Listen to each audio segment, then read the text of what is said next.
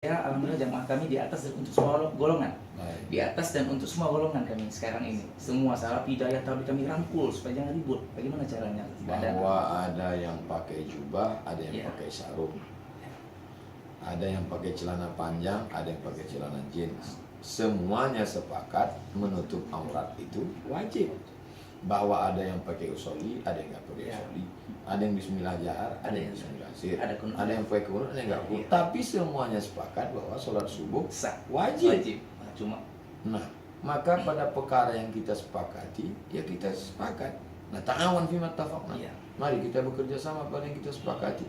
Musuh kita yang utama kemiskinan, ya, kristenisasi, ya, kebatilan, ya, narkoba, Ya. zina. ya. Maka yang kita sepakati ini yang kita berantas. Adapun yang kita khilafiyah ini tidak pernah selesai. Ya.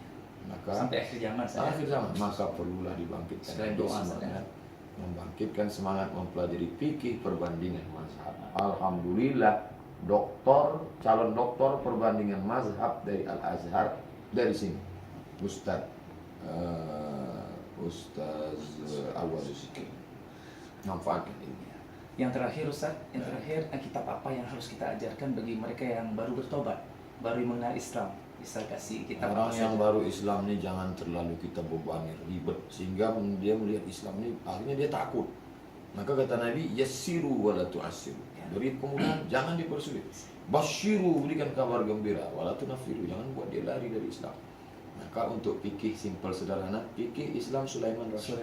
Kemudian Satu yang mazhab Syafi'i itu untuk hadisnya terjemahan syarah Arba'in.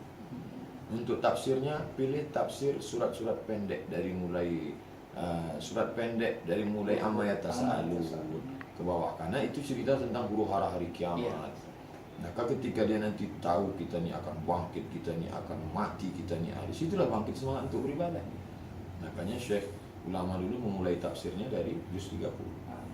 Jangan cerita dulu masalah sholat sunat ini, sholat sunat ini, sholat sunat ini. Oh, pusing dia. Masa kematian pula dibahas. Masalah mati, masalah Nggak mudah tangan mudah. maka sesuai khatibun nasa ala qadri kulli, bicara pada mereka sesuai dengan kadar kemampuan aku. Terima kasih.